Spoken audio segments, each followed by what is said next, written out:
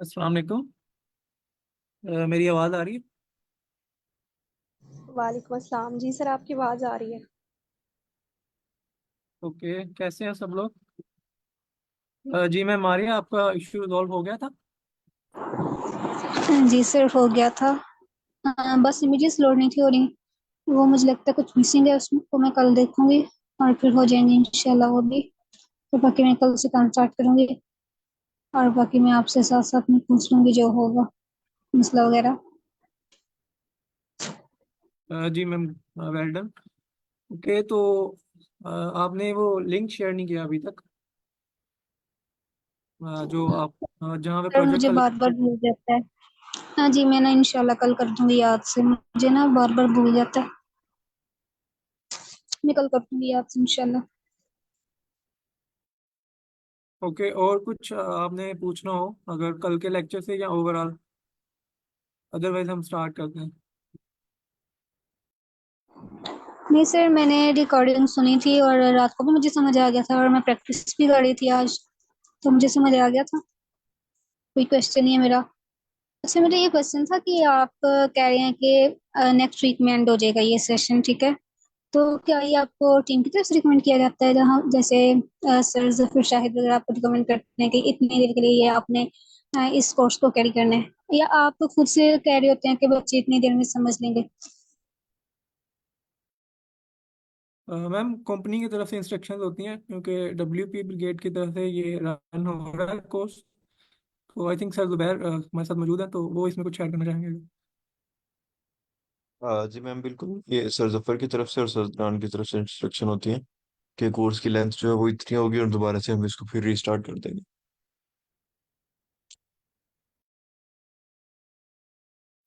तो सर मैंने पिछला बैच भी अटेंड किया था और ये भी बैच अटेंड कर रही हूँ, तो हर बैच में नई चीज होती हैं। तो फिर आप ये नहीं करते कि मतलब आपको तो ये होता है ना कि हर बच्चा ने सीख रहा होगा, तो जैसे मैंने पहले भी सीखा था, फर्स्ट बैच में मैं थी और अब मैं भी मैं हूँ, तो हर बैच में नई चीजें सीखने को मिलती हैं। तो इसी तरह जब नेक्स्ट बैच स्टार्ट होगा तो फिर भी कुछ नई चीजें सीखने को मिलेंगी। इसी तरह ये मैं कह रही थी कि ये बात अच्छी है कि हर सेशन में हर बैच में हमें नई चीजें सीखने को मिलती हैं। तो मैं कह रही थी कि अगर इसका दुरानिया थोड़ा सा इंक्रीज कर दिया जाए तो फिर और चीजें इसमें ऐड हो जाएंगी, लेकिन चलिए कोई नहीं, आपको कंपनी की तरफ से कहा गया है तो फिर ठीक है।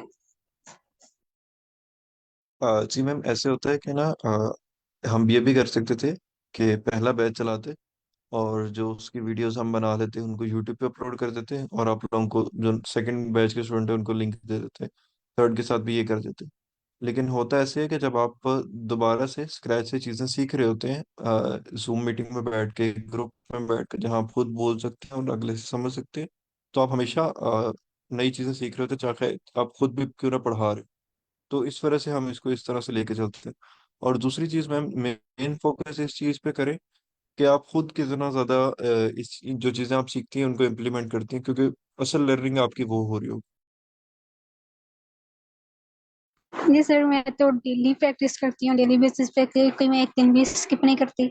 तो क्या ये नहीं हो सकता, देखे ना, पहला बैच था फिर दूसरा बैच था, तो क्या ये नहीं होता कि एक ही बैच हो और उसका दुरानिया थोड़ा ज्यादा हो? देखे ना, अब दो बैच के बजाय अगर यही फर्स्ट बैच चल रहा होता तो कुछ और चीजें इसमें ऐड हो जाती। इसी तरह फिर इसको ये एंड ना करते तो फिर और चीजें सीखने को मिल जाती। ऐसे अगर नेक्स्ट बैच स्टार्ट होगा तो फिर वो स्टार्ट से, मतलब आप शुरू से चीजें सिखाएंगे ना, तो फिर इंशाल्लाह मैं वो भी लूंगी, क्योंकि मुझे तो अभी तक कोई समझ नहीं आ रहा कि मैं क्या करूँ। तो फिर मैं चाहती हूँ कि मैं सीखती जाऊँ, चलिए जो जो हर, क्योंकि पिछले बैच में भी कुछ नया था, इस बैच में भी कुछ नया है, तो होप सो के नेक्स्ट बैच में भी कुछ नया होगा। तो इसी तरह अगर एक बैच हो ना तो उसको, मेरे ख्याल से ये ठीक है, लेकिन ये भी ठीक है कुछ बच्चे जो होते हैं वो, उनको पहले बैच का नहीं पता होता, तो इस तरह भी ठीक है। लेकिन चलिए, आपको यही था कि आपने कहा कि आपको कंपनी की तरफ से है, लेकिन अगर एक बैच हो तो उसका दौरान ज्यादा ना, तो मुझे वो बेस्ट लगता था। मैम, ऐसे है कि जो लर्निंग होती है ना आपकी, वो आपकी तब भी उतनी होती है जब आप 10 साल के एक्सपीरियंस वाले डेवलपर होते हैं, ठीक है? तो आपकी लर्निंग कभी भी नहीं रुकती। तो अगर मैं आपको सिर्फ HTML की एग्जांपल दूं तो HTML के 560+ टैग्स हैं। अगर हम सिर्फ HTML को सीखें मुकम्मल तौर पे, तो मेरा नहीं ख्याल कि हम 6 महीने से पहले उसके सारे टैग्स कवर कर सकते हैं। लेकिन मैं ये रिकमेंड करता हूँ कि स्टूडेंट्स जो है ना सिर्फ उसका स्ट्रक्चर सीखें, और उसके बाद आहिस्ता आहिस्ता उसको साथ साथ इम्प्लीमेंट करते रहें, तो उनको जो बेसिक चीज़ें हैं उसकी वो याद आनी शुरू हो जाएंगी। इसी तरह इन कोर्सेज के अंदर हम उतनी चीज़ें सिखाते हैं जितनी आपको आनी ज़रूरी होती है। बेशक आप दूसरे बैच में कुछ ज़्यादा नई चीज़ें भी सीख रहे होते हैं, लेकिन ये है कि अगर आप पहले किसी एक बैच के अंदर कुछ चीज़ें सीखें और उनको इम्प्लीमेंट करें, और उसके बाद लाइक आपका एक सीवी बन चुका हो, आपने प्रोजेक्ट्स किए हों, आपने कुछ लेक्चर्स में थोड़ा बहुत समझाया भी हो, तो आपके लिए काफ़ी रास्ते खुल जाते हैं। फिर आप इतने कॉन्फिडेंट हो सकते हैं कि आप कहीं पे भी इंटर्नशिप के लिए अप्लाई करें या जॉब के लिए अप्लाई करें, तो आपके लिए काफ़ी अपॉर्चुनिटीज खुल जाएंगी।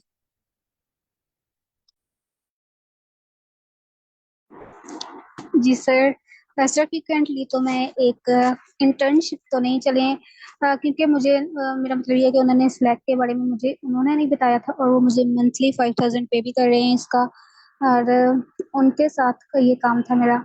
उन्होंने मुझे स्लैक का बताया था, वो भी मुझे उन्होंने कहा था कि वर्डप्रेस के ऊपर मैंने काम करना है, तो वो मुझे यूट्यूब से वीडियो सेंड कर देते थे, लेकिन मुझे जब कोई चीज़ समझ नहीं थी आती, तो फिर मैं कंफ्यूज होती थी कि अब मैं पूछूं, और जब मैं पूछती थी वो मुझे समझाते भी थे, लेकिन फिर भी मुझे समझ नहीं था आता। फिर उन्होंने मुझे आई कोड व्यू का बताया, फिर उसके बाद से मैंने आपको ज्वाइन किया। तो अभी मंथली तो मुझे मिल रहा है, लेकिन अभी तक क्योंकि मेरी डिग्री भी चल रही है, मतलब बीएस चल रहा है, तो इसी वजह से शायद वो अभी कोई स्टेप नहीं ले रहे। तो मैं भी नहीं चाह रही, क्योंकि मैं चाह रही कि मैं जब तक सही वाला सीख ना लूँ, फिर उससे पहले मैं इसके बारे में कुछ सोच नहीं सकती कि मैं कभी कहीं जाऊँ जॉब वगैरह के लिए। जी मैम, फिर उसका जो आपके लिए जो बेस्ट चीज़ है वो है लीड कोड। आपने अगर बेसिक सीख लिया, आपने HTML भी सीख लिया है, CSS भी सीख ली है, जावास्क्रिप्ट भी सीख ली है, PHP के फंडामेंटल्स भी सीख लिए हैं, और आपको इस टाइम पे एक थीम को या एक प्लगइन को बनाने की बेसिक अंडरस्टैंडिंग हो गई है, तो अब जो चीज़ आपको ज़्यादा हेल्प आउट करेगी करियर में ग्रो करने के लिए, वो है लीड कोड। कि आपकी प्रॉब्लम सॉल्विंग कितनी अच्छी है। आपके सामने जब एक प्रॉब्लम दिया जाता है कि इसको बैठ के कोड करें, तो आप कितनी जल्दी उसका एल्गोरिदम बना लेते हैं। तो आप फिर कोशिश करें कि एटलीस्ट आप 200 लीड कोड के क्वेश्चंस कर लें, तो आपका ये जो आपकी कोडिंग जो है वो आपके लिए बहुत आसान हो जाएगी फॉर लाइफ टाइम। अच्छा सर, जब हम लीड को देखते हैं तो फिर हम जब किसी इंटरव्यू वगैरह के लिए जाते हैं, तो हम वहाँ पे भी उनको सॉल्व करते हैं, ये हम सिर्फ ये अपनी प्रैक्टिस के लिए कर रहे होते हैं? मैम, अगर आप पाकिस्तान में किसी अच्छी कंपनी के अंदर जाएं जो कि एसोसिएट सॉफ्टवेयर इंजीनियर की जॉब देती हो, तो वो आपका लीड कोड का ही इंटरव्यू लेती है। लेकिन अगर आप किसी स्टार्टअप या मिड लेवल कंपनी के लिए या किसी बड़ी कंपनी के अंदर स्पेसिफिक रोल के लिए जाए, जैसे वर्डप्रेस डेवलपर के रोल के लिए, तो वो सिर्फ आपका वर्डप्रेस का इंटरव्यू लेगी। अगर कंपनी का जितनी बड़ी कंपनी है तो वो फिर लीड कोड को प्रेफर करती है, वो direct data structures and algorithms का इंटरव्यू लेगी। साथ एक राउंड आपका वर्डप्रेस का हो जाएगा या रेलिवेंट डोमेन का हो जाएगा। तो ये बिल्कुल मैटर करता है जब आप करियर में किसी अच्छी पोजीशन के लिए अप्लाई करते हैं। सर मैं तो फ्रीक्वेंटली यूट्यूब से सीख रही हूँ, और साथ साथ में सीखती हूँ तो साथ साथ में सॉल्व कर लेती हूँ, और सॉल्व हो भी जाता है, और मुझे समझ भी आ जाता है। लेकिन वो जब तक मैं जॉब के लिए जाऊंगी, चलिए कभी जाऊंगी अगर गई तो, तब तक तो मुझे भूल ही जाएगा कि ये क्या किया था मैंने इस पे। तो मुझे तो यही कंफ्यूज कर रहा था कि शायद ये भी इंटरव्यू में हो। चलिए ठीक है, स्पेसिफिक आपने बताया कि अगर मैं स्पेसिफिक स्पेसिफिक किसी काम के लिए जाऊंगी, फॉर एग्जाम्पल वर्डप्रेस के लिए जाऊंगी, तो फिर वर्डप्रेस का ही वो पूछेंगे। चलिए ठीक है, थैंक यू।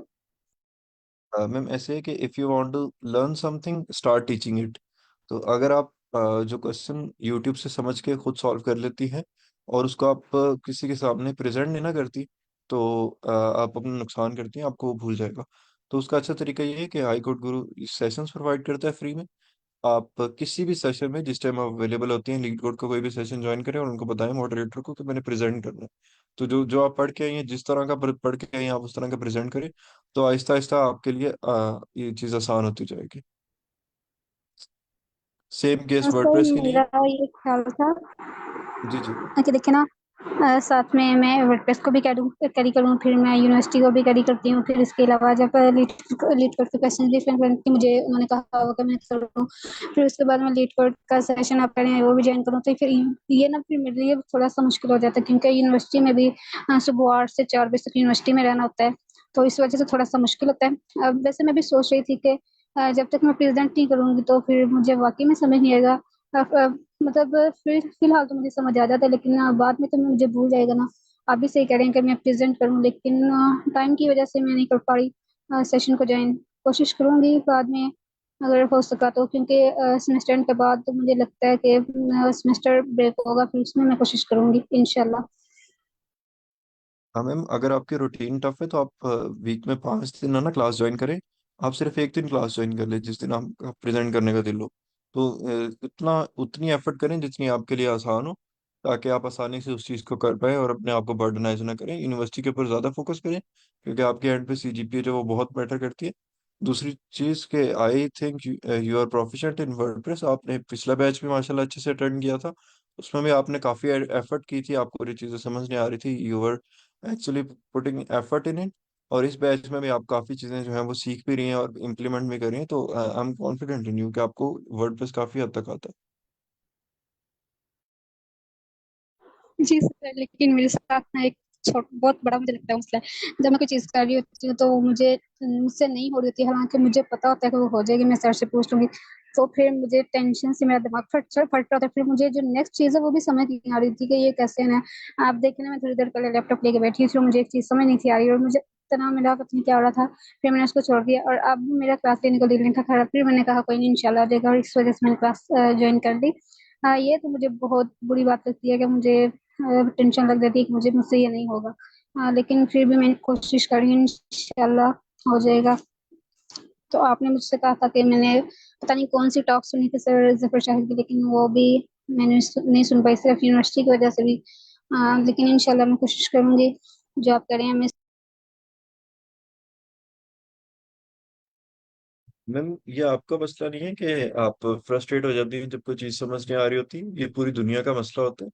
तो इसका सोल्यूशन ये होता है कि अपने साथ लोग वो वाले अटैच करें जो वही काम कर रहे हैं और आपसे अच्छा कर रहे हैं। फॉर एग्जाम्पल, अगर आप वर्डप्रेस सीखना चाहती हैं ना, तो अपनी वर्डप्रेस की कम्युनिटी डेवलप करें, उन लोगों के साथ बैठे जो वर्डप्रेस करते हैं, जो उसको सीख रहे हैं।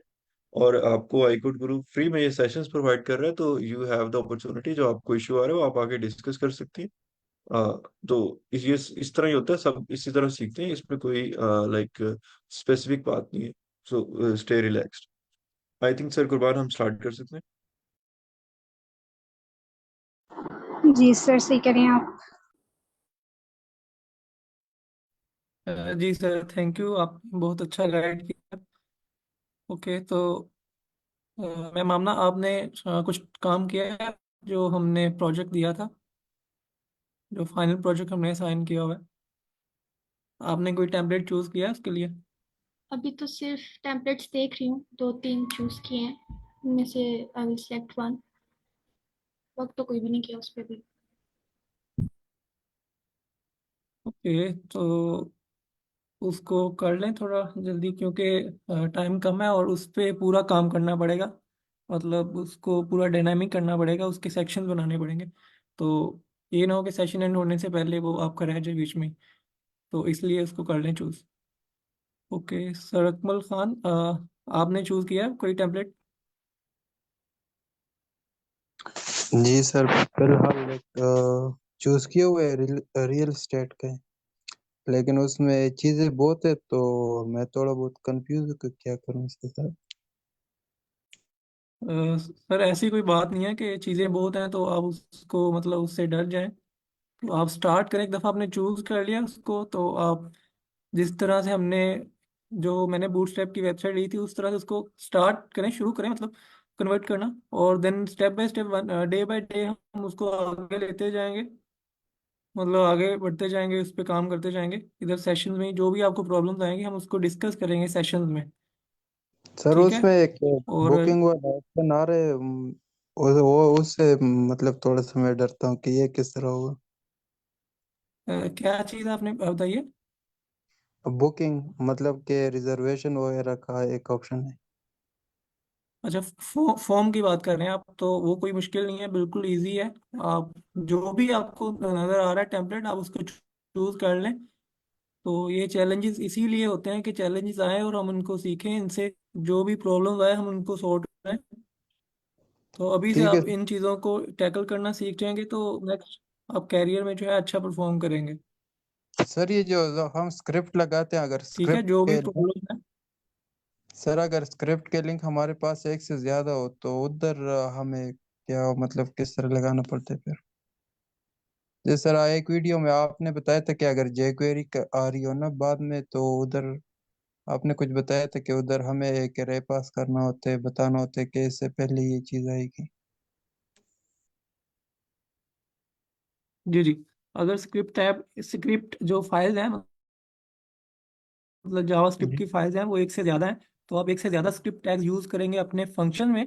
एक हुक यूज़ होती है, वो एक ही दफ़ा यूज़ होगी, जो ऐड एक्शन हुक है, WP इनक्यूज स्क्रिप्ट, वो एक ही दफ़ा यूज़ होगी एंड पे।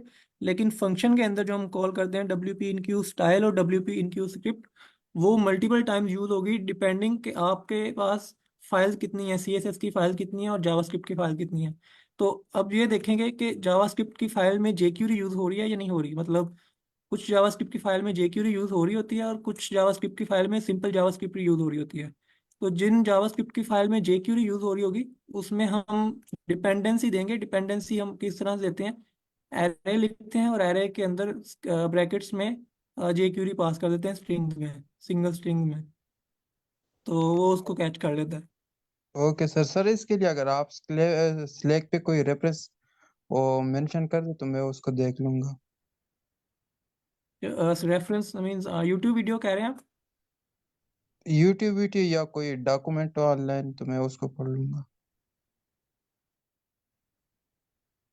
अच्छा, सेशन में मैंने वैसे बताया हुआ है, आप वो वाली वीडियो अगर देख लें जो हमने, जिसमें हमने स्क्रिप्ट लिंक किए थे, अगर वो देख लें। और अ, इससे भी बेहतर ये है कि आप ट्राई करें खुद एंड पे, और अगर आपसे नहीं हुआ तो कल ही आप सेशन में आए शुरू के टाइम में, तो आप स्क्रीन शेयर करके हम उसको कर लेंगे सॉल्व। ओके ठीक है। सर। सर और ये सबमिट कब तक करना है? ये टाइम तो यही है जब तक सेशन एंड होता है। सेशन के एंड पे आपको मतलब CV करनी पड़ती है सबमिट। तो लेकिन जितनी हो सके आप इसको ट्राई करें कंप्लीट करने की, ठीक है सर। थैंक क्योंकि यू। ये इसके एंड पे, इस सेशन के एंड पे हैकाथॉन भी होगा, तो उससे पहले पहले कर लें। Okay. Okay you are sir. Welcome. Sir तो इसका ओके, हमें तो हम स्टार्ट क्या करते हैं आज कोई की कुछ। बेनिफिट मिलेगा? किस चीज़ का? सर ये जो मतलब हम बनाएंगे ना पूरा टेम्पलेट जो सी हमारी बनेगी। जी जी, ये आपके रिज्यूमे में प्रोजेक्ट ऐड करने के लिए है, और इसमें ऑब्वियसली आपके रिज्यूमे में कोई प्रोजेक्ट होगा तो तभी जो HR है वो आपकी CV को कंसिडर करेगा। अदरवाइज आप वर्डप्रेस डेवलपर के लिए अप्लाई करें किसी जगह पे जॉब के लिए, और आपकी रिज्यूमे में कोई प्रोजेक्ट ही नहीं है जिसमें आपने वर्डप्रेस पे काम किया हो, तो वो किस तरह आप उनको मेक श्योर कर सकते हैं कि आपने वर्डप्रेस पे काम किया होगा। Okay sir. शुक्रिया जी। ओके, ठीक है। तो एक सेकंड में स्क्रीन शेयर करता हूँ।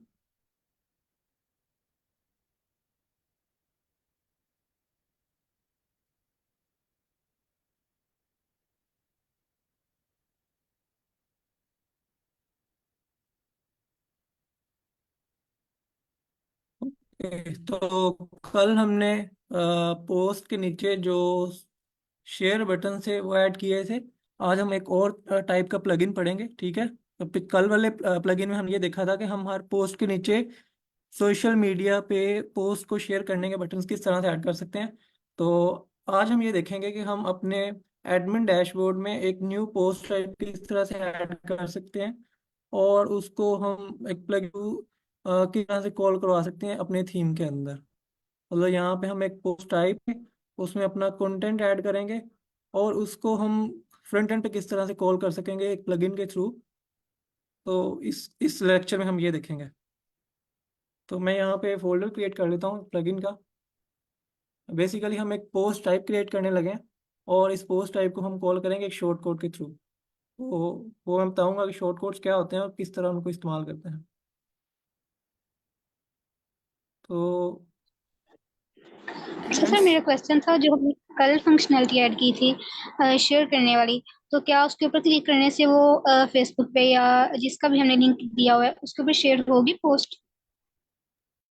जी मैम, बिल्कुल होएगी, क्योंकि ये हम लोकल में काम कर रहे थे तो इसलिए एरर आ सकते हैं, लेकिन जब उसको लाइव कोई वेबसाइट होगी तो वहाँ पे बिल्कुल शेयर होगी वो। ये लोकल में शेयर नहीं होता, आई थिंक वो रिस्ट्रिक्टेड है ये। ठीक है। जी। मैंने लाइव वेबसाइट पे टेस्ट किया था, वहाँ पे हो जाती है लेकिन लोकल में नहीं होती। लेकिन लोकल पे फेसबुक पे ऊपर हो रही थी कल, और बाकी लिंक्डइन के ऊपर एरर आ रहा था।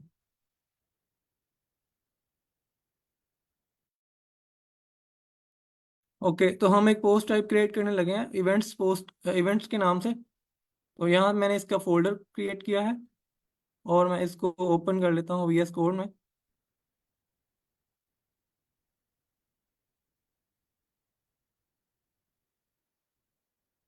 यहाँ पे मैं एक फाइल क्रिएट कर लेता हूँ, इवेंट्स पोस्ट टाइप .php।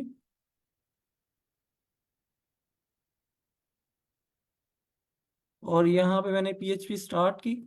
तो मैंने जो प्लगइन की डिटेल्स होती है उसको कमेंट्स में लिखना होता है। तो मैंने कमेंट स्टार्ट और एंड किए यहाँ पे। जल्दी से मैं इसकी डिटेल दे देता हूँ। Plugin name, custom events plugin, और इसकी डिस्क्रिप्शन जो है, तो ये प्लगइन क्या करेगा कि हमारे एडमिन डैशबोर्ड में एक पोस्ट टाइप ऐड करेगा। इस plugin creates a post type events uh, and display and we can display its content through a short code। ठीक है, हम इस पोस्ट टाइप में इसकी पोस्ट होंगी, वो हम एक शॉर्ट कोड के थ्रू कॉल करेंगे फ्रंट एंड पे। और इसके अलावा ऑथर और इसका वर्जन 1.0।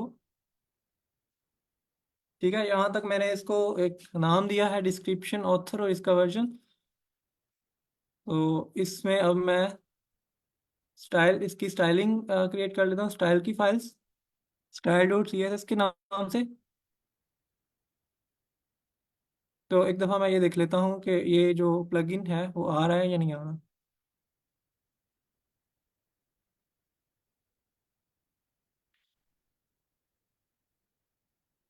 ठीक है, ये वाला है कस्टम इवेंट्स प्लगइन। तो मैंने इसको एक्टिवेट किया, यही जो हमने डिस्क्रिप्शन दी है वो यहाँ पे शो हो रही है, उसका वर्जन और उसका ऑथर। मैंने अभी इसको एक्टिवेट कर दिया यहाँ पे। अभी इसने कोई फंक्शन परफॉर्म नहीं किया क्योंकि हमने इसके अंदर कोई फंक्शन लिखा ही नहीं है जो यहाँ पे परफॉर्म करवाए। तो सबसे पहले मैं इसमें इसकी स्टाइलिंग लिंक कर लेता हूँ। और उससे भी पहले कि जो हम लिखते थे इफ़ नॉट डिफाइंड, ये कल मैंने बताया था कि हम किस लिए लिखते हैं, एब्सोल्यूट पाथ। और इसमें हम लिखते हैं एग्जिट, कि अगर इस प्लगइन को कोई डायरेक्टली कॉल करना चाहे तो ये एग्जिट कर दिया। ठीक है, इस प्लगइन की फाइल्स। और यहाँ पे हम इवेंट्स स्क्रिप्ट्स, यहाँ पे हम इसकी स्टाइलिंग को लिंक करेंगे, WP इनक्यू स्टाइल। ठीक है, ये वाली हुक है, ये वाला फंक्शन इवेंट्स CSS। और अच्छा, अब मुझे इस प्लगइन की फाइल में आना है, इस प्लगइन की डायरेक्टरी में। तो मैं ये वाला फंक्शन कॉल करूँगा, प्लगइन डायरेक्टरी URL, और इसके अंदर मुझे ये फाइल पास करनी पड़ेगी। तो ये यहाँ तक मुझे ले आएगा, इस फोल्डर तक। तो अब इस फोल्डर के बाद का पाथ जो है मुझे बताना है कि मैंने कौन सी फाइल लिंक करनी है। अगर किसी फोल्डर के अंदर CSS की फाइल है तो मुझे यहाँ पे फोल्डर का नाम देना पड़ेगा, देन style.css। लेकिन यहाँ पे किसी फोल्डर के अंदर नहीं है, इस मेन डायरेक्टरी में ही है। तो मैं यहाँ पे इसको style.css कर देता हूँ, और यहाँ पे सेमीकोलन सर इधर जी।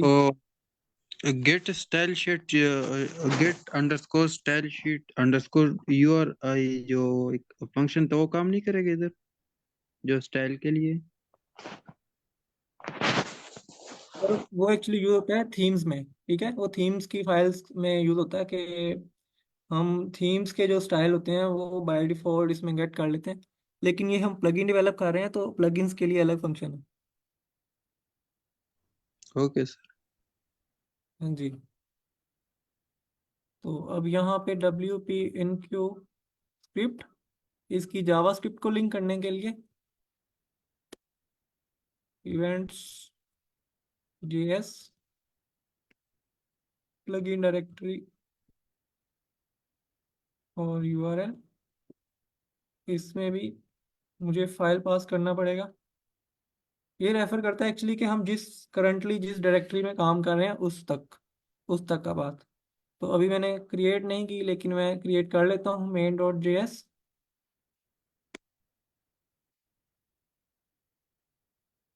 ठीक है, मैंने यहाँ पे main.js क्रिएट कर ली, और यहाँ पे ऐड एक्शन हुक जो इनको मतलब इनको कॉल करेगी, इस फंक्शन को।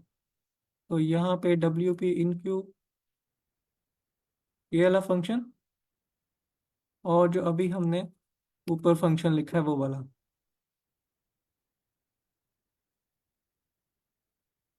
तो यहाँ मैंने ये इस फंक्शन को कॉल कर दिया। अब हम टेस्ट कर लेते हैं इसको कि ये शो हो रहा है, मतलब ये कनेक्ट हो गई है या नहीं।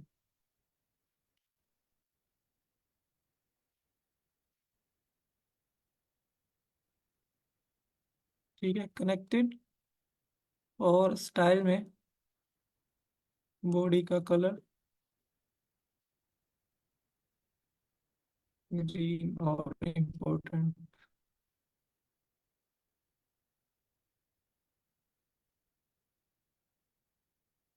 तो अभी मुझे अलर्ट मैसेज शो होना चाहिए कि ये कनेक्ट हो गई है, और जो बॉडी का कलर है वो भी ग्रीन हो गया है। ठीक है, तो ये मैंने प्लगइन एक्टिवेट किया हुआ है इसलिए मुझे हो रहा है शो, और मैं इसको जैसे डीएक्टिवेट करूंगा तो ये दोनों शो नहीं होंगे। ठीक है, ये सिर्फ टेस्टिंग के लिए था कि मेरे जो प्लगइन है वो उसकी स्टाइलिंग और उसकी जावास्क्रिप्ट जो है वो दोनों कनेक्ट हो गई हैं ठीक से। ठीक है, मैंने ये हटा दिया, और अब हम नेक्स्ट ये लिखते हैं कि जो हमारी पोस्ट न्यू टाइप हमने ऐड करनी है उसको रजिस्टर कर लिया, उसके लिए फंक्शन को कॉल करते हैं। अच्छा, मेरी आवाज़ जो है वो स्लो तो नहीं आ रही, सही आ रही है आवाज़ सबको? जी सर, आवाज़ सही आ रही है। ओके। जी। जी सर, आप कुछ कहने लगे थे।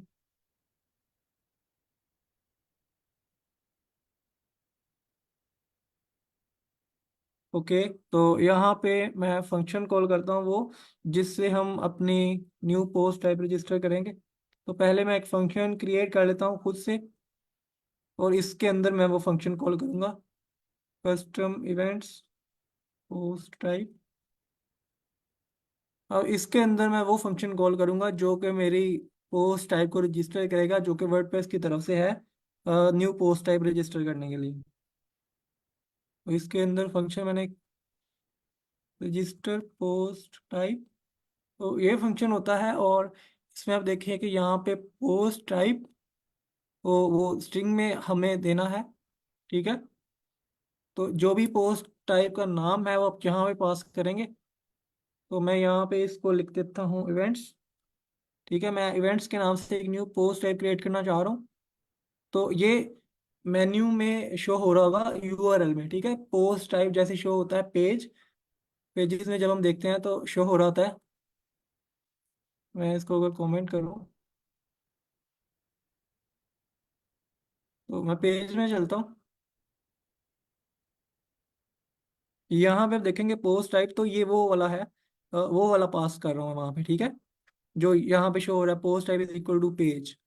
तो जब ये हम रजिस्टर करेंगे तो इसके शो हो रहा होगा पोस्ट टाइप इवेंट्स।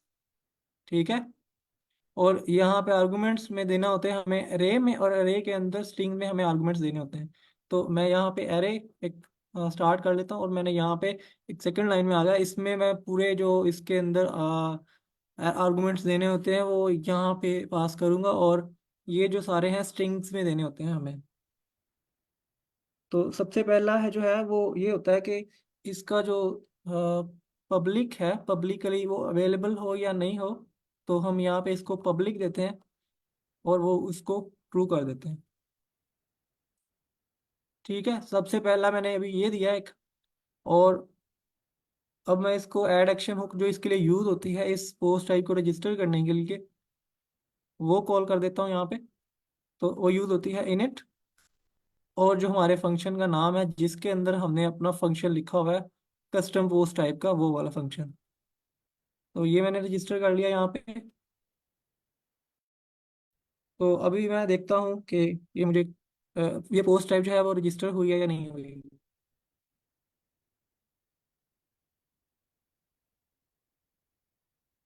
तो मैंने रजिस्टर किया है यहाँ पे, तो आप यहाँ पे देख सकते हैं कि यहाँ पे शो हो रही है, और बिल्कुल सिमिलर जैसे ये पोस्ट है वैसे ही ये शो हो रही है। लेकिन मैं अगर इसके ऊपर क्लिक करूँ और इसको देखूँ यहाँ पे पोस्ट टाइप, तो ये यहाँ पे इवेंट्स शो करा रहा है जो कि हमने इवेंट्स करना था। ओके, मैंने इसको रिफ्रेश किया तो अब क्योंकि वो नेम चेंज कर दिया हमने। ओके, तो मैं इसको दोबारा ओपन करता हूँ और अब देखें कि यहाँ पे इवेंट शो करा रहा है। ठीक है, तो अब मैं ये चाह रहा हूँ कि जिस तरह इसमें पोस्ट शो हो रहा है और इसमें भी पोस्ट शो हो रहा है, तो क्योंकि ये तो हमने इवेंट्स के लिए ऐड किया है तो इसमें इवेंट्स शो हो, और यहाँ पे भी ऐड न्यू इवेंट शो हो। ये पोस्ट है तो यहाँ पे भी इवेंट्स हो, और ये ऐड न्यू पोस्ट है तो ये यहाँ पे सारी इवेंट्स के लेबल्स ही शो हों। तो उनके लिए हम क्या करते हैं, तो मैं यहाँ पे पास करता हूँ लेबल्स, और इसके अंदर क्योंकि मुझे मल्टीपल पैरामीटर्स देने हैं तो मैं यहाँ पे एरे पास कर देता हूँ। और इस एरे के अंदर, तो एक्चुअली ये एरो है यहाँ पे, और इस एरे के अंदर मैं सारे पैरामीटर दूंगा जो यहाँ पे शो हो रहे हैं। जैसे ये पोस्ट है, ये ऑल पोस्ट है, ऐड न्यू पोस्ट है, तो ये सारे इस लेबल्स के अंदर से सेट होंगे। तो मैं सबसे पहले तो इसका नेम चेंज करूंगा, और मैंने इसको इवेंट्स कर दिया। तो अब यहाँ पे आप देखिएगा, तो ये यहाँ पे इवेंट्स हो गया और यहाँ पे भी इवेंट्स, और यहाँ पे ऐड न्यू ही पोस्ट है और यहाँ पे भी अभी वही चीज़ें हैं। ओके, तो यहाँ पे अब सिंगुलर नेम देना होता है इसको, ताकि जहाँ पे एक सिंगल इवेंट शो हो रहा हो, ये हमें विजिबल तो नहीं होगा, लेकिन ये हम देते हैं कि जहाँ पे एक सिंगुलर इवेंट हो वहाँ पे सिर्फ इवेंट ही शो हो, वहाँ पे भी इवेंट्स ही ना शो रहा हो। ओके, तो अब यहाँ पे ऐड न्यू है। अच्छा, ये दो डिफरेंट है, यहाँ पे ऐड न्यू पोस्ट और यहाँ पे ऐड न्यू। तो मैं दोनों को बताता हूँ कि अगर मुझे ये वाला चेंज करना है, ऐड न्यू वाला, ऐड न्यू पोस्ट वाला, तो मैं सिंपल ऐड न्यू करूँगा, ऐड न्यू,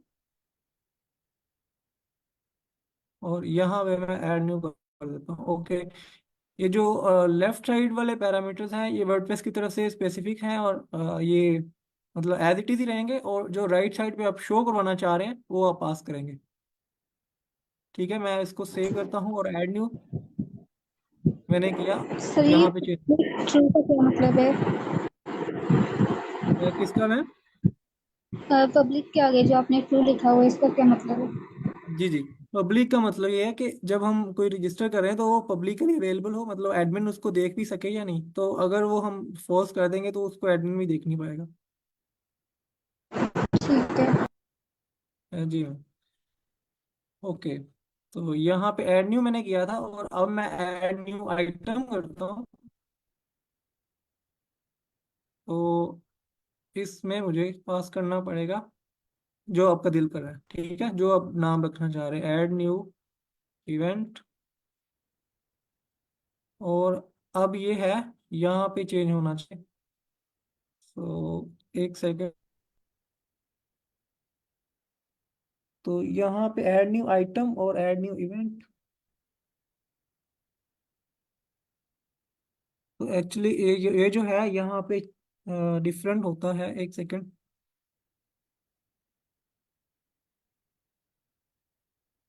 ठीक है, ये जो एक्चुअली है यहाँ वाला था, ठीक है, मैं यहाँ पे इसको चेंज करता हूँ।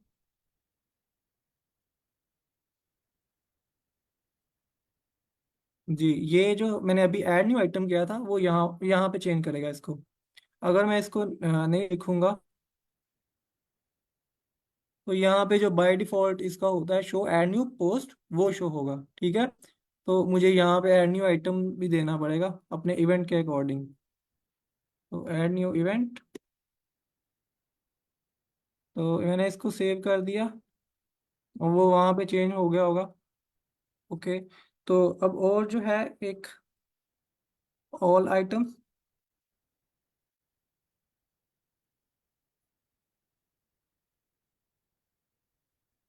ऑल इवेंट्स,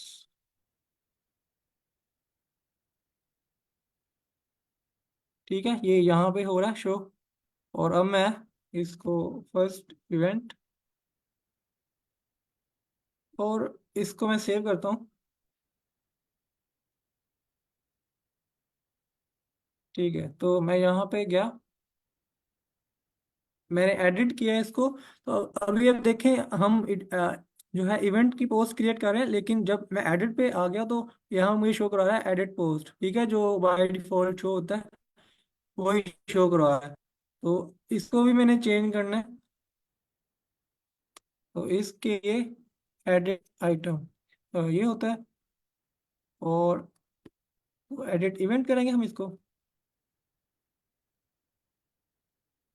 ठीक है, ये इस तरह से एडिट इवेंट आ गया।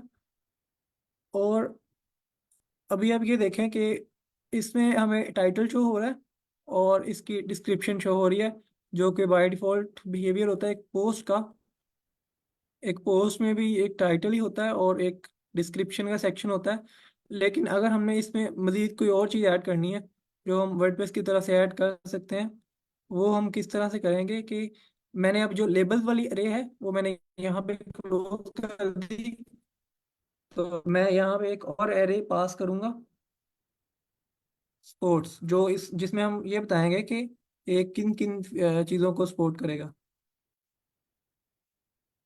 तो मैंने अगर यहाँ पे सिर्फ टाइटल कर दिया तो अभी हम देखते हैं कि ये क्या शो करवा रहा है हमें।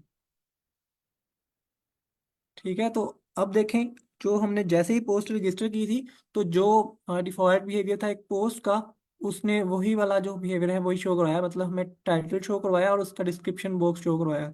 तो मैंने अब सिर्फ स्पोर्ट्स में सिर्फ टाइटल लिख दिया तो उसने जो डिस्क्रिप्शन वाला बॉक्स था वो रिमूव कर दिया, और जो टाइटल जो हमने लिखा था वो शो करवा दिया।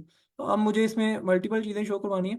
मैं इसमें डिस्क्रिप्शन भी शो करवाऊंगा, और इसमें मैं एक एक्सेप्ट होता है जिसको हम शॉर्ट डिस्क्रिप्शन कहते हैं, क्योंकि पोस्ट जब जहाँ पे मल्टीपल पोस्ट शो हो रही होती हैं तो वहाँ पे शॉर्ट डिस्क्रिप्शन होती है हर पोस्ट में। या आप देखेंगे, उसको मैं आपको दिखाऊंगा भी किस तरह से होता है ये। तो इसके अलावा हम इसमें थंबनेल का ऑप्शन भी चाह रहे हैं।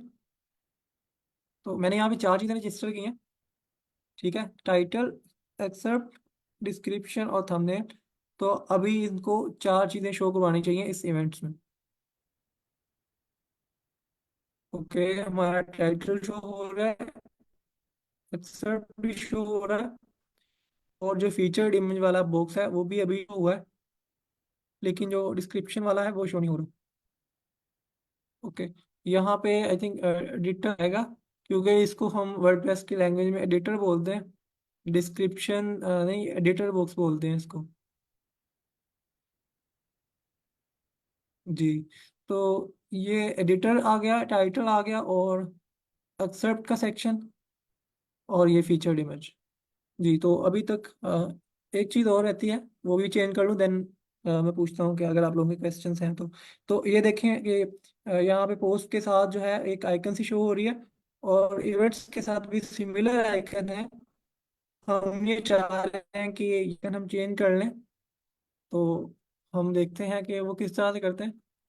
तो वर्डप्रेस के डैश आइकन्स हम यूज़ करते हैं इसमें, मैंने ये सर्च किया और हम वर्डप्रेस की डॉक्यूमेंटेशन में चलते हैं, वहाँ पे हमें डैश आइकन मिल जाएंगे, बाय डिफॉल्ट क्लासेस होती हैं उनकी, वो हम यूज़ करेंगे। तो हम कोई भी वहाँ से आइकन उठा लेते हैं और उसको यूज़ करके देखते हैं।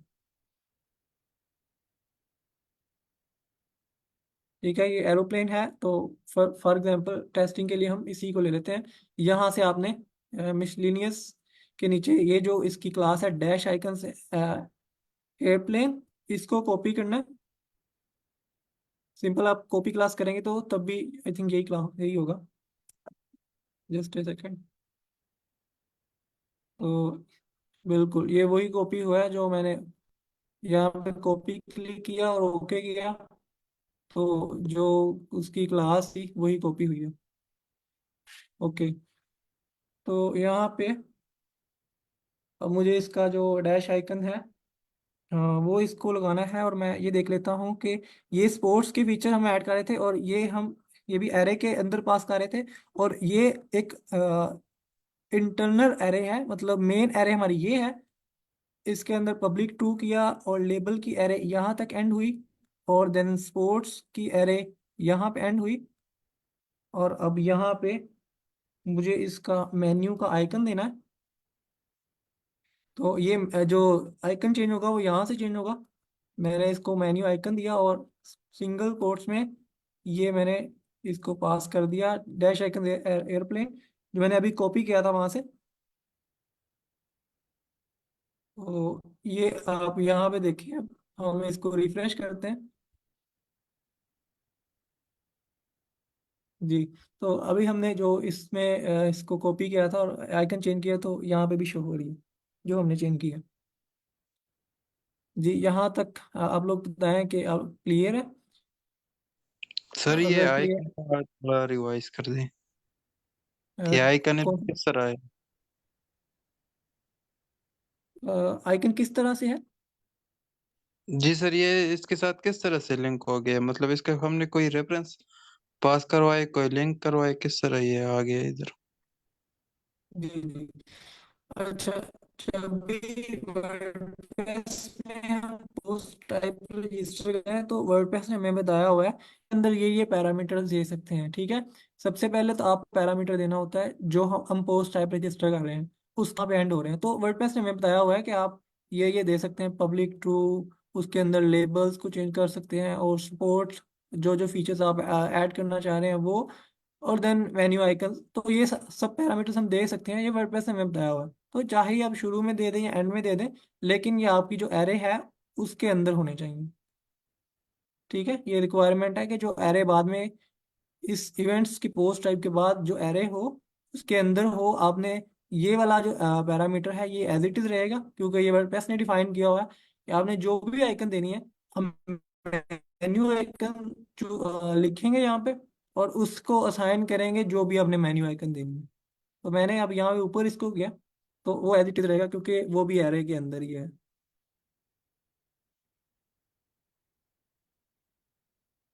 जी, आपको क्लियर हुआ है? सर ये जो मतलब एरोप्लेन का ये आइकन आया, ये किस तरह, मतलब उधर तो हमने सिर्फ वर्ड्स पास किए ना, तो ये उधर किस तरह रीड कर रहे हैं उस आइकन को? ठीक है, पर ये जो वर्डप्रेस वर्डप्रेस ने डिफाइन की हुई हैं ऑलरेडी चीज़ें, और डैश आइकन्स की क्लासेस हैं वो भी डिफाइन की हुई हैं ऑलरेडी, के उनको नाम दिए हुए हैं। ठीक है, जैसे ही हम ये नाम पास करते हैं उधर तो वर्डप्रेस ऑटोमेटिकली फेच कर लेता है उन चीज़ों को। ओके सर, ठीक हो गया, मतलब कि ये ठीक ऑलरेडी है, वर्डप्रेस की लाइब्रेरी में ये आइकन अवेलेबल है। बिल्कुल ये वर्डप्रेस की लाइब्रेरी में है। जैसे और उनको उन्होंने मतलब नेम दिए हुए हैं, ये क्लासेस हैं उनकी। जैसे हम ये क्लास पास करते हैं तो वो उस रेफरेंस से उसको फेच कर लेते हैं। ठीक है, क्लास के रेफरेंस से। ओके सर, शुक्रिया। Okay, you are welcome. जी, और किसी का कोई क्वेश्चन?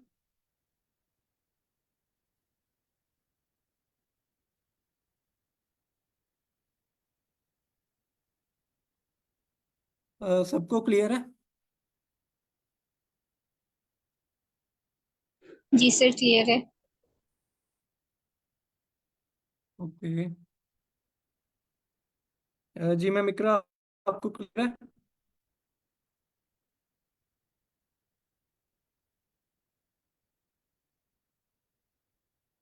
है? जी मैम आमना, आपको क्लियर है?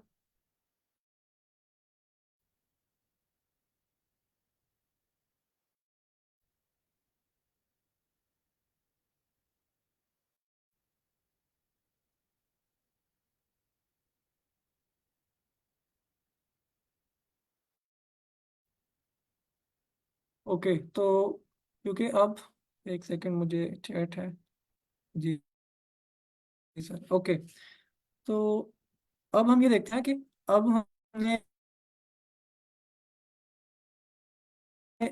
पोस्ट को रजिस्टर कर लिया है, और ये जो जो भी इसको थीम में यूज करेगा वो इसको किस तरह से यूज करेगा, क्योंकि हम प्लगइन दे रहे हैं तो हमें ये फीचर देना चाहिए कि वो एक शॉर्ट कोड के थ्रू या कोई एक ऐसा ऑप्शन हो जो इसको छोटा सा ऑप्शन हो, उसको मतलब खुद से कोई एफर्ट ना करनी पड़े, कोड में जाकर ना देखना पड़े किस तरह से कॉल करें।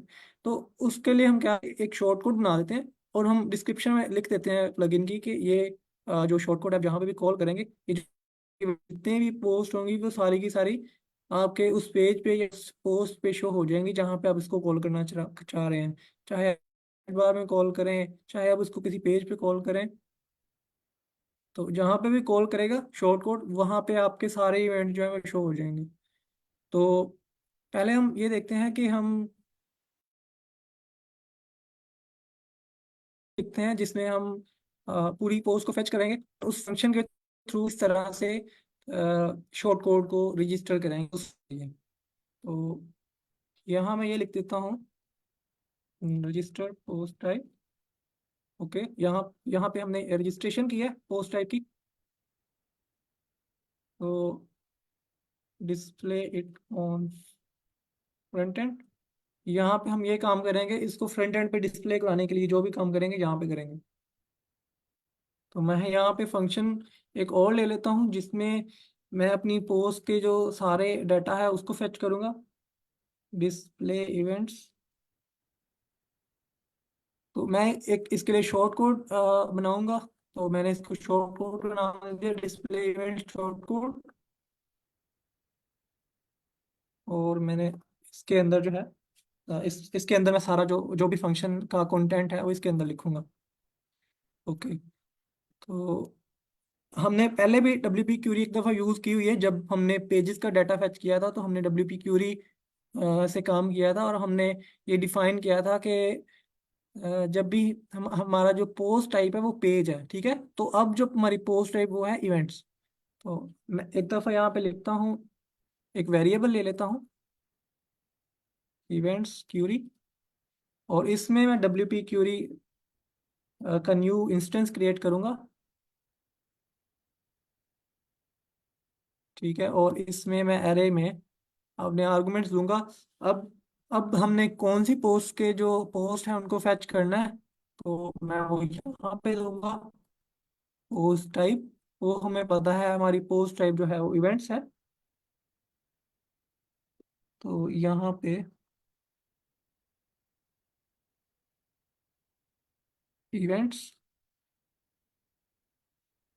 और मुझे कितनी पोस्ट चाहिए, एक पेज पे पोस्ट पर पेज, एक्चुअली पोस्ट होता है मतलब एस होता है इसके साथ, पोस्ट पर पेज।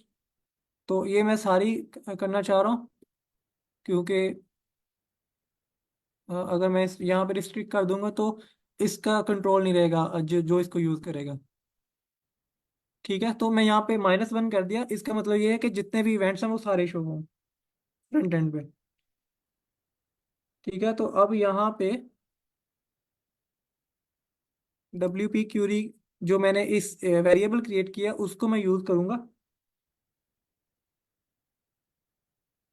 तो मैं ये देखता हूँ कि इफ जो इफ हैव पोस्ट, ठीक है, मैंने ये फंक्शन कॉल कर दिया कि अगर इसके पास पोस्ट है, और किसके पास के जो हमने वेरिएबल क्रिएट किया है इवेंट्स क्यूरी वाला, ठीक है। मैंने इसको लिंक कर दिया कि मतलब इसके अंदर पोस्ट है, मतलब जो इवेंट्स हमारी जो पोस्ट टाइप है उसके अंदर अगर पोस्ट है देन हम नेक्स्ट आगे। ठीक है, इसके अंदर मैं वाइल लूप यूज करूंगा, जो भी हम पहले वाइल लूप यूज करते थे। तो वाइल, और इसके अंदर मैं इवेंट्स क्यूरी, और यहाँ पे है पोस्ट। ठीक है, ये सिमिलर चीजें हैं जो हम पहले भी कर चुके हैं। और यहाँ पे इवेंट्स क्यूरी, और देन इसको मैंने लिंक कर दिया द पोस्ट इस फंक्शन के साथ। ओके, कि मैं थोड़ी स्पेस देना चाह रहा हूँ।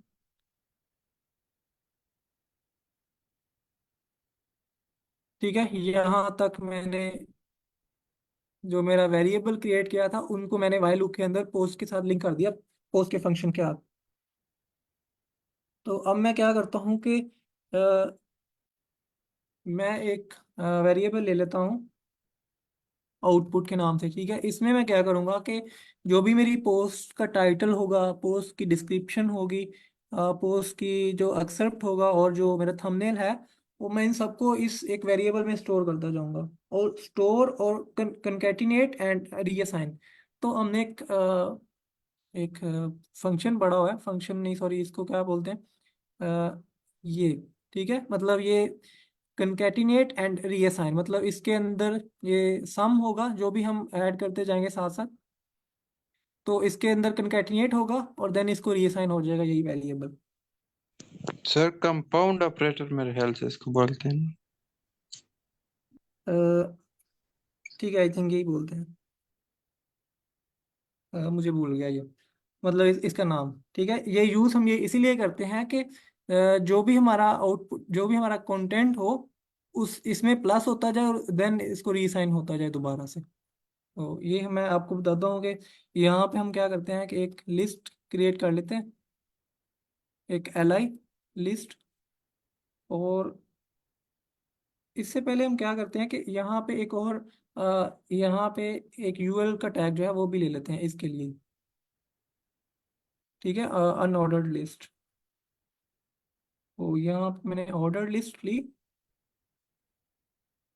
और यूएल, और इसको मैं क्लास दे देता हूँ इवेंट लिस्ट। ठीक है, अब मैंने क्या किया है, मैंने वाइल लूप के बाहर जो है वो यूएल का टैग दिया। और जो इसके अंदर जितनी भी आइटम्स होंगी वो एक लिस्ट की फॉर्म में शो होंगी, मतलब जितने भी हमारे इवेंट्स होंगे वो एक लिस्ट में शो होंगे। तो यहाँ पे मैंने एल टैग लिया है, इसको मैंने यहाँ पे क्लोज कर दिया। तब दोबारा से मैं आउटपुट का टैग लेता हूँ, आउटपुट का वेरिएबल। इस इसको मैंने कंकैटिनेट और असाइन। अब यहाँ पे मैं क्या करता हूँ कि h2 का टैग लेता हूँ। ठीक है, और h2 में मैं यहाँ पे फंक्शन कॉल करता हूँ। एक सेकेंड, पहले मैं h2 को क्लोज कर दूँ। यहाँ पे मैंने सेमीकोलन लगा के इसको क्लोज कर दिया। और इसके अंदर मैं फंक्शन कॉल करूँगा गेट द टाइटल। ओके, ये नहीं आएगा। अच्छा, मैंने यहाँ पे आउटपुट का वेरिएबल और इसमें मैंने कंकैटिनेट एंड रीअसाइन कर दिया। अब मैं यहाँ पे एक्सेप्ट को भी कॉल करूँगा, और इसकी जो थंबनेल है उसको भी। और सारों को मैं आउटपुट में कंकैटिनेट रीअसाइन कर दूंगा। और एंड पे मैं आउटपुट वाले जो आउटपुट का वेरिएबल होगा उसको रिटर्न कर दूंगा। तो ये इस तरह से चलता है। तो मैं एक दफ़ा सारे जो है इनको कर लूँ जो भी मुझे रिक्वायर्ड है। ओके, मैं यहाँ पे एक डिव ले लेता हूँ, और इसमें मुझे क्या कॉल करवाना है, गेट एक्सेप्ट। और यहाँ पे इस डिव को क्लोज कर देते हैं। ठीक है, ये सारी कंकैटिनेशन हो रही है एक ही वेरिएबल में।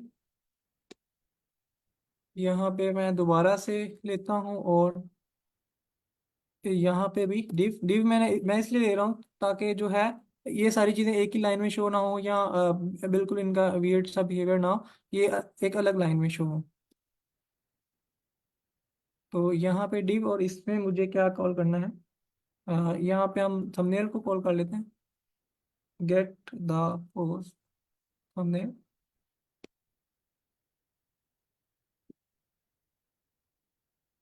और यहाँ पे कंकेटिनेट और क्लोजिंग डिव। ओके, तो मैं इसको कॉपी कर लेता हूँ एक दफ़ा।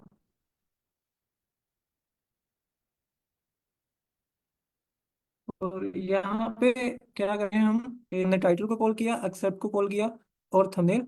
यहाँ पे क्या करते हैं कि हम एक रीड मोर का ऑप्शन देते हैं, ताकि जो जो यूज़र है वो इस रीड मोर के बटन के ऊपर क्लिक करके वो नेक्स्ट जहाँ पे इवेंट का पूरा डाटा है वो रीड कर सके इसको। ठीक है, तो वो हम किस तरह से कर सकते हैं। मैंने रीड मोर का टेक्स्ट दिया यहाँ पे, और मैं इसको ए टैग में इनक्लोज करूंगा। तो मैं यहाँ पे ए टैग का स्टार्टिंग टैग, और यहाँ पे ए टैग का एंडिंग टैग। ओके, और मुझे यहाँ पे एचरेफ में इसका परमा लिंक जो है वो लिंक करवाना है। तो मैंने ये परमा लिंक की कोट्स दे दी, डबल कोट्स। और मैंने क्योंकि इसको फंक्शन यहाँ पे कॉल करना है, तो मैं सिंगल कोट्स भी दूंगा यहाँ पे, और मैं डॉट डॉट दूंगा इनको कंकेटिनेट करने के लिए। और यहाँ पे गेट परमा लिंक, मैं एक दफ़ा इनको हटा देता हूँ, एक सेकेंड जी। तो यहाँ पे मैंने क्या किया, मैंने div ली, और div में मैंने ये टेक्स्ट ऐड किया, और टेक्स्ट के साथ इस div में ही मैंने ए टैग लिया, ये है स्टार्टिंग टैग, और ये एंडिंग टैग, और href में मैंने इसके परमा लिंक को लिंक कर दिया। ठीक है, तो कंकैटिनेशन हम कर रहे हैं ये इसलिए क्योंकि हम PHP के फंक्शन यूज़ करना चाह रहे हैं, और ये हम HTML में थे। यहाँ पे हमने डॉट लगा के, ये सिंगल कोट लगा के, यहाँ पे हमने HTML एंड कर दी, और HTML के साथ हमने PHP लिंक करनी है, तो ये जो डॉट्स हैं ये यूज होते हैं इसलिए। तो यहाँ पे मैंने फिर से PHP जो है वो एंड कर दी, और यहाँ पे हम HTML के जो क्लोजिंग टैग्स हैं वो यूज कर सकते हैं। ठीक है, तो इस तरह से है ये। ओके, अब यहाँ तक हो गया, और अब हम क्या करते हैं कि इसी आउटपुट में जो li टैग थी वो उसको हम एंड करते हैं यहाँ पे। और जो li टैग का क्लोजिंग टैग है उसको मैंने यहाँ पे क्लोज कर दिया, ये यहाँ पे क्लोज होगा। अच्छा, ये वाइल लूप यहाँ पे एंड हो रहा है, तो मुझे यहाँ पे इस यूएल का क्लोजिंग टैग है वहाँ पे यूज करना पड़ेगा। तो मैं डॉट और इसको भी कंकैटिनेट करता हूँ, और यूएल का क्लोजिंग टैग है यहाँ पे, ये सेमीकोलन आप लगाना ना भूलिएगा। ओके, तो यहाँ पे हम क्या करते हैं अब, जो रिटर्न आउटपुट ही करना है मुझे। ओके, तो टाइम ओवर हो गया आई थिंक। ठीक है, जो नेक्स्ट है इसके बाद का सेक्शन वो हम कल देखेंगे। अभी के लिए जो है वो टाइम ओवर हो गई। तो इसमें जो क्वेश्चन होगा वो भी हम कल ही लेंगे इसके ऊपर। ओके सर, अल्लाह हाफिज। ओके एवरीवन, अल्लाह हाफिज।